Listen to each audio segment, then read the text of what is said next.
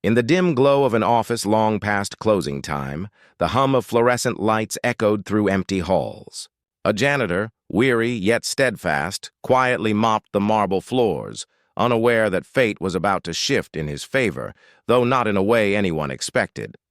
In one corner, a young intern sat panicking over a broken printer and a missed deadline, his dreams hanging by a thread.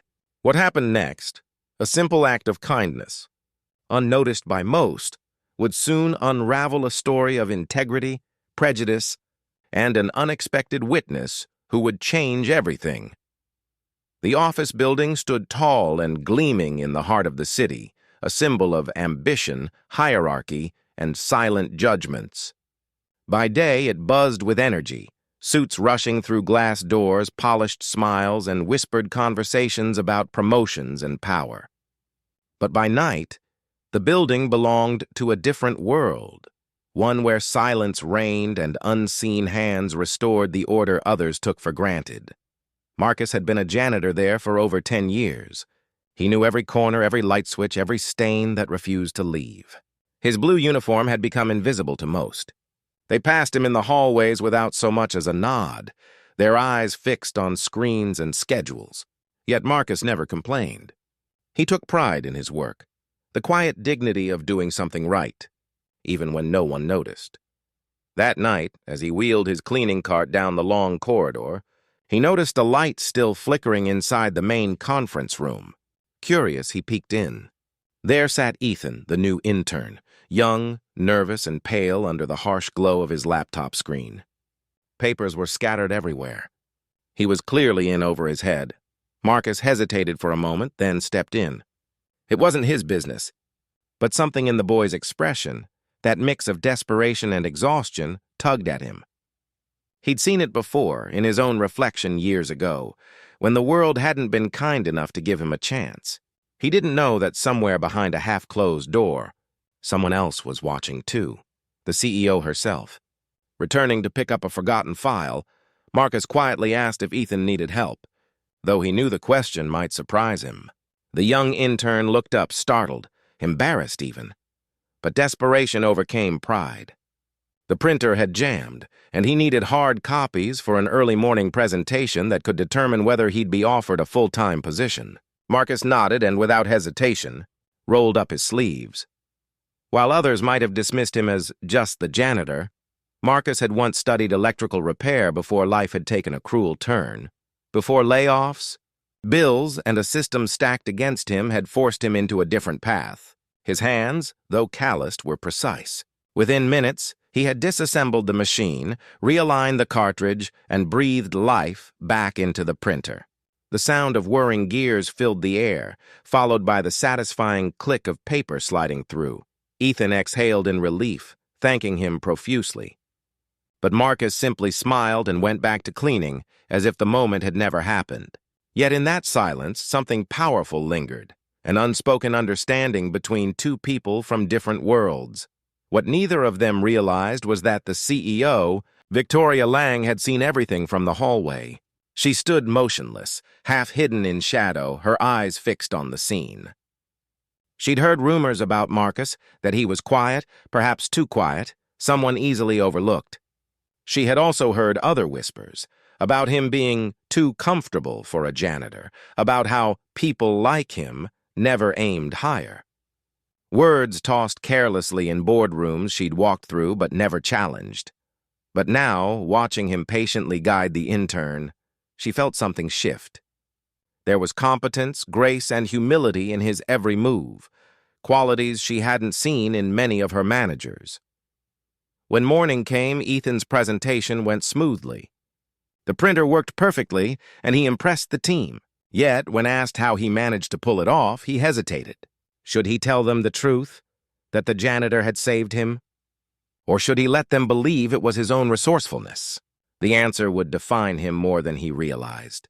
Meanwhile, Marcus moved through the day as usual, unaware that the small act had already set a quiet storm in motion. The following week, whispers rippled through the office. The CEO had called for an emergency staff meeting, something rare. Everyone speculated. Layoffs, restructuring, maybe a scandal. Marcus, as always, remained on the sidelines, mopping the hall outside the glass meeting room. Inside, the CEO began speaking about values, not profits or targets, but character. She spoke of integrity, humility, and the unseen hands that kept the company running. Her words carried weight, but no one knew where she was going with it, until she paused, looked out the window toward Marcus, and invited him in. The room fell silent. Marcus froze. For a moment, he thought he'd done something wrong. Slowly, he stepped inside, mop still in hand. Victoria gestured toward him and began recounting what she had witnessed. The late-night act of kindness, the quiet problem-solving, the patience of a man who never sought recognition. She turned to the staff and asked a simple question. How many of you would have helped without expecting something in return? No one answered. She then looked at Ethan. You owe your success that morning to someone most of you never even noticed. Ethan's face turned red. Shame and gratitude tangled in his chest as he nodded. Eyes fixed on Marcus. The CEO walked over, extended her hand, and said, "This company needs more people like you, not fewer." Her voice trembled slightly as she announced that Marcus would be promoted to oversee facilities management, a position that had been vacant for months. The room erupted in applause, though not everyone clapped sincerely. Marcus stood there, stunned. He hadn't asked for any of this. He had simply done what was right, and that, it turned out, was enough to change how others saw him. For once, he wasn't invisible.